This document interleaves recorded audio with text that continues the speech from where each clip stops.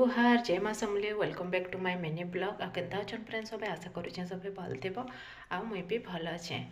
आज वीडियो इथिले बनाले कि मते आज मतलब जानी थबो तो बाहर रहले घर लोकर बहुत याद आसी तो आज मते बहुत याद आउछे घर लोकर का करबो कह मजबूरी बाहर रहबार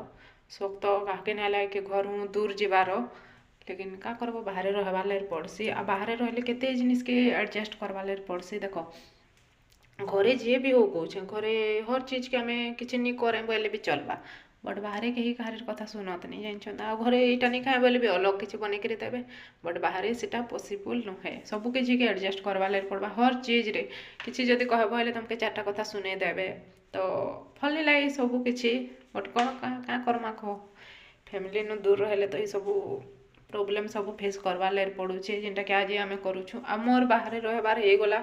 5 हाँ 7 2018-19 रू मैं बाहर जॉब करुछे तो रोचे बाहर घर याद आले भी क्या करब कह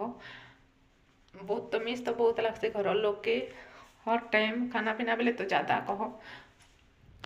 फ्रेंड इटा खाई गाजे पले आसली आईटा आज बनीचे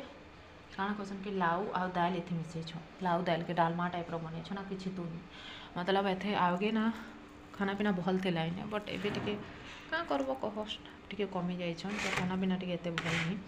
फिर भी चलबा खाएबा ले तो पड़वा का करबो घरे थे जे बुआ को केते रकम तुम